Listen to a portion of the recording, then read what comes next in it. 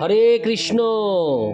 আজ 23শে ডিসেম্বর 2023 বাংলা 6 পৌষ শনিবার 1430 মোক্ষদা একাদশী। এই মোক্ষদা একাদশীর দিন আমি শ্রীমদ্ ভগবদ গীতা পাঠ করছি। আজ আমি পাঠ করছি শ্রীমদ্ ভগবদ গীতার অষ্টাদশ অধ্যায় মোক্ষ যোগের শ্লোক 73, 74, 75 ও 76।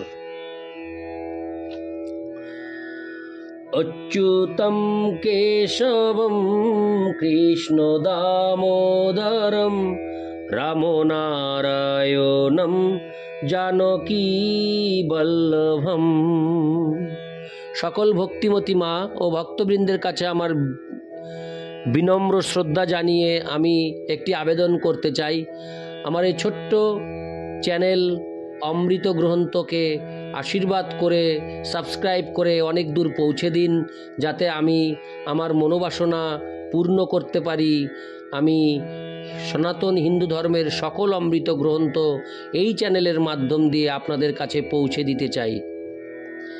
অচ্যুতম কেশবম কৃষ্ণ দামোদরম রামনারায়ণম জানকী বল্লভম। শ্লোক 73। অর্জুন উবাচ নষ্ট মোহ স্মৃতির্লব্ধা তৎপ্রসাদান্নয়াচ্যুত স্থিত হস্মি গত সন্দেহ করিষ্যে বচনং তব। অনুবাদ: অর্জুন বললেন, হে অচ্যুত, তোমার কৃপায় আমার মোহ দূর হয়েছে এবং আমি স্মৃতি লাভ করেছি। আমার সমস্ত সন্দেহ দূর হয়েছে এবং যথাজ্ঞানে অবস্থিত হয়েছি। এখন আমি তোমার আদেশ পালন করব। তাৎপর্য: অর্জুনের আদর্শ অনুসরণ করে সমস্ত জীবেরই স্বরূপগত অবস্থায় পরমেশ্বর ভগবানের নির্দেশ অনুসারে কর্ম করা উচিত। আত্মসংযম করা তাদের ধর্ম। শ্রী চৈতন্য মহাপ্রভু বলেছেন যে ভগবানের নিত্য দাসই হচ্ছে জীবের স্বরূপ। সেই কথা ভুলে জীব জড় প্রকৃতির বন্ধনে আবদ্ধ হয়ে পড়ে, কিন্তু পরমেশ্বর ভগবানের সেবা করার ফলে সে ভগবানের মুক্ত দাসে পরিণত হয়। দাসত্ব করাটাই জীবের স্বাভাবিক ধর্ম হয়। সে মায়ার দাসত্ব করে, নয়তো পরমেশ্বর ভগবানের দাসত্ব করে। সে যখন পরমেশ্বরের দাসত্ব করে তখন সে তার স্বরূপে অধিষ্ঠিত থাকে, কিন্তু সে যখন বহিরঙ্গা মায়া শক্তির দাসত্ব বরণ করে তখন সে অবশ্যই বদ্ধ অবস্থা প্রাপ্ত হয়। মোহাচ্ছন্ন হয়ে জীব জড় জগতের দাসত্ব করে। সে তখন কামনা বাসনার দ্বারা আবদ্ধ হয়ে পড়ে। তবু সে নিজেকে সমস্ত জগতের মালিক বলে মনে করে। একেই বলা হয় মায়া। মানুষ যখন মুক্ত হয় তখন তার মোহ দূরীভূত হয় এবং সে স্বেচ্ছায় পরমেশ্বর ভগবানের শরণাগত হয়ে তার ইচ্ছা অনুসারে কর্ম করে। চরম মোহ অর্থাৎ জীবকে ধরে রাখবার জন্য মায়ার চরম ফাঁদ হচ্ছে জীবের নিজেকে ভগবান বলে মনে করা। জীব মনে করে যে সে আর বদ্ধ আত্মা নয়, সে ভগবান। সে এতই মূঢ় যে সে ভেবে দেখে না যদি সে ভগবানই হতো তাহলে সে সংশয়গ্রস্ত কেন। সেটি সে ভেবে দেখে না, তাই সেটি মায়ার চরম ফাঁদ।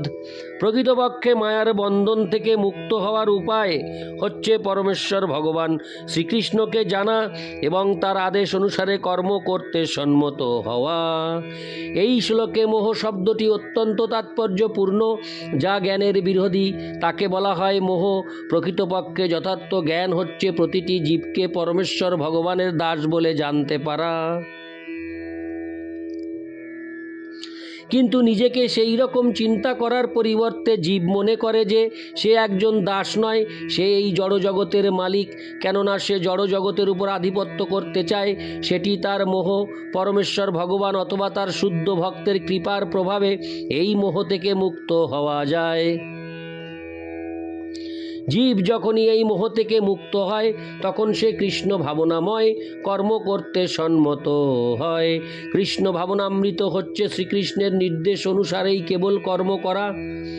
বহিরঙ্গা মায়া শক্তির দ্বারা মোহাচ্ছন্ন হয়ে পড়ার ফলে বদ্ধ জীবাত্মা জানতে পারে না যে পরমেশ্বর ভগবান সকলের প্রভু, যিনি পূর্ণ জ্ঞানময় এবং সব কিছুর অধীশ্বর। তিনি তার ভক্তকে যা ইচ্ছা তাই দান করতে পারেন। তিনি সকলেরই বন্ধু এবং তার ভক্তদের প্রতি তিনি বিশেষভাবে অনুরক্ত। তিনি এই জড় প্রকৃতির ও সমস্ত জীবের নিয়ন্তা। তিনি অনন্তকালের নিয়ন্তা এবং তিনি সমগ্র ঐশ্বর্য ও সমগ্র শক্তিতে পরিপূর্ণ।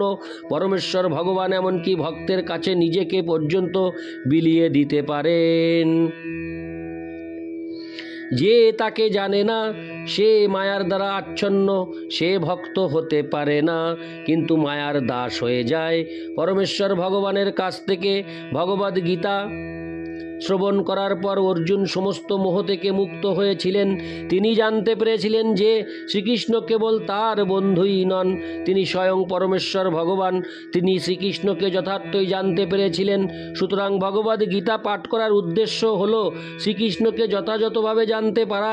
মানুষ যখন পূর্ণ জ্ঞান লাভ করেন তখন তিনি স্বাভাবিকভাবেই শ্রীকৃষ্ণের চরণে আত্মসমর্পণ করেন। অর্জুন যখন বুঝতে পারলেন যে অনাবশ্যক বৃদ্ধিপ্রাপ্ত জনসংখ্যা হ্রাস করার জন্য শ্রীকৃষ্ণ এই পরিকল্পনা করেছেন, তখন তিনি শ্রীকৃষ্ণের ইচ্ছা অনুসারে যুদ্ধ করতে সম্মত হলেন। তিনি আবার তার অস্ত্র ধনুর্বাণ তুলে নিলেন পরমেশ্বর ভগবানের নির্দেশ অনুসারে যুদ্ধ করবার জন্য। ইতি শ্লোক ৭৩। শ্লোক ৭৪। সঞ্জয় উবাচ ইত্যহং বাসুদেবস্য পার্থস্য চ মহাত্তন সংবাদমিমম শ্রৌষমদ্ভুতং রোমহর্ষণম। হরে কৃষ্ণ।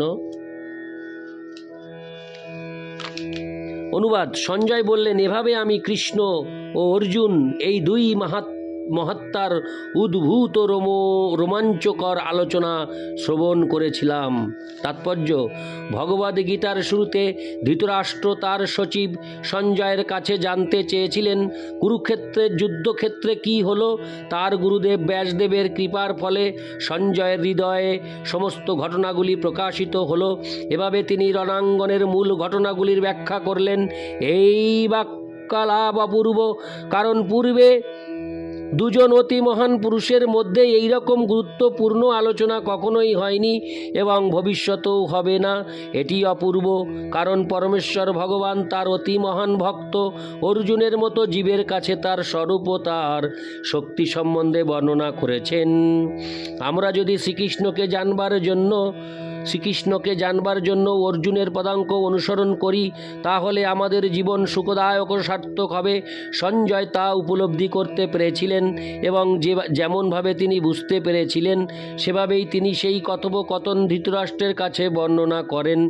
এখন এখানে স্থির সিদ্ধান্ত করা হচ্ছে যে যেখানে শ্রীকৃষ্ণ ও তার ভক্ত অর্জুন বর্তমান, সেখানে বিজয়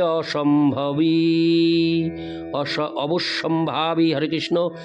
যেখানে শ্রীকৃষ্ণ ও তার ভক্ত অর্জুন বর্তমান, সেখানে বিজয় অবশ্যম্ভাবী। ইতি শ্লোক ৭৪। শ্লোক ৭৫।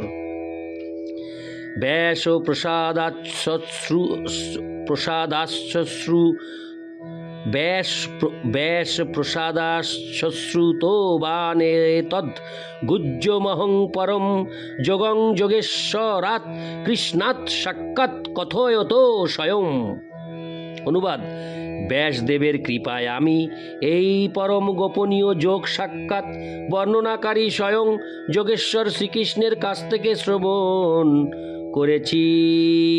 তাৎপর্য: ব্যাসদেব ছিলেন সঞ্জয়ের গুরুদেব এবং সঞ্জয় এখানে স্বীকার করেছেন যে ব্যাসদেবের কৃপার ফলে তিনি পরমেশ্বর ভগবান শ্রীকৃষ্ণকে জানতে পেরেছেন।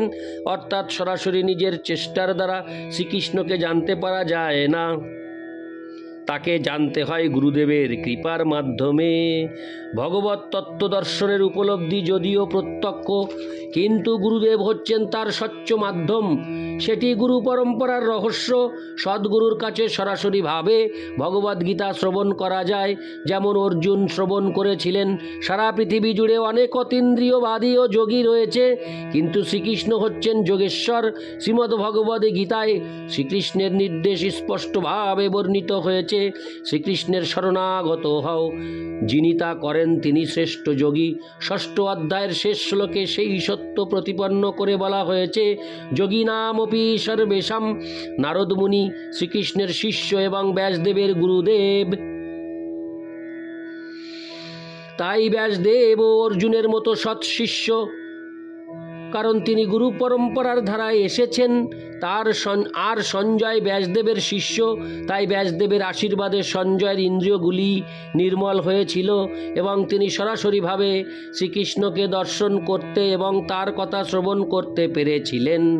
যিনি সরাসরি শ্রীকৃষ্ণের বাণী শ্রবণ করতে পারেন, তিনি এই রহস্যাবৃত জ্ঞান উপলব্ধি করতে পারেন। কেউ যদি গুরু শিষ্য পরম্পরায় ভগবত তত্ত্ব জ্ঞান প্রাপ্ত না হন, তাহলে তিনি শ্রীকৃষ্ণকে শ্রবণ করতে পারেন না। তাই তার জ্ঞান সর্বদাই অসম্পূর্ণ, অন্তত ভগবদ গীতা উপলব্ধির ক্ষেত্রে। ভগবদ গীতায় কর্মযোগ, জ্ঞানযোগ ও ভক্তিযোগ সমস্ত যোগের পন্থা বিশ্লেষণ করা হয়েছে। শ্রীকৃষ্ণ এই সমস্ত যোগের ঈশ্বর। আমাদের বুঝতে হবে যে অর্জুন তার অসীম সৌভাগ্যের ফলে সরাসরিভাবে শ্রীকৃষ্ণকে জানতে পেরেছিলেন, তেমনি ব্যাসদেবের আশীর্বাদে সঞ্জয়ও শ্রীকৃষ্ণের কাছ থেকে সরাসরিভাবে শ্রবণ করতে পেরেছিলেন। প্রকৃতপক্ষে শ্রীকৃষ্ণের কাছ থেকে সরাসরিভাবে শ্রবণ করা এবং ব্যাসদেবের মতো সদ্গুরুর মাধ্যমে শ্রীকৃষ্ণের বাণী শ্রবণ করার মধ্যে কোনো পার্থক্য নেই। শ্রী গুরুদেব ও ব্যাসদেবের প্রতিনিধি, তাই বৈদিক প্রথা অনুসারে শ্রী গুরুদেবের আবির্ভাব তিথিতে তার শিষ্যরা ব্যাস পূজার অনুষ্ঠান করেন। ইতি শ্লোক 75। শ্লোক 76। রাজন সংসিত সংবাদমি মমোদ্ভূতম কেশবার্জুনয় পুণ্যং হৃষ্যামি চ মুহুর্মুহুঃ। অনুবাদ: হে রাজন, শ্রীকৃষ্ণ অর্জুনের এই পুণ্যজনক অদ্ভুত সংবাদ স্মরণ করতে করতে আমি বারবার রোমাঞ্চিত হচ্ছি। তাৎপর্য: ভগবদ ভক্তির উপলব্ধি এতই দিব্য যে কেউ যখন শ্রীকৃষ্ণ অর্জুন সম্বন্ধে অবগত হন, তখনই তিনি পবিত্র হন এবং তাদের কথা আর তিনি ভুলতে পারেন না। এটি পারমার্থিক জীবনের দিব্য অবস্থা। পক্ষান্তরে বলা যায়, কেউ যখন নির্ভুল উৎস স্বরূপ শ্রীকৃষ্ণের কাছ থেকে গীতা শ্রবণ করেন, তখনই তিনি পূর্ণ কৃষ্ণ ভাবনামৃত প্রাপ্ত হন। কৃষ্ণ ভাবনামৃতের ফল এই যে উত্তরোত্তর তার প্রভাবে দিব্য জ্ঞান প্রকাশিত হতে থাকে এবং পুলকিত চিত্তে জীবন উপভোগ করা যায়। তা কেবল ক্ষণিকের জন্য নয়, প্রতি মুহূর্তে সেই দিব্য আনন্দ অনুভূত হয়। ইতি শ্লোক 76। অচ্যুতম কেশবম কৃষ্ণ দামোদরম রামনারায়ণম জানকী বল্লভম। অচ্যুতম কেশবম কৃষ্ণ দামোদরম রামনারায়ণম জানকী বল্লভম। হরে কৃষ্ণ।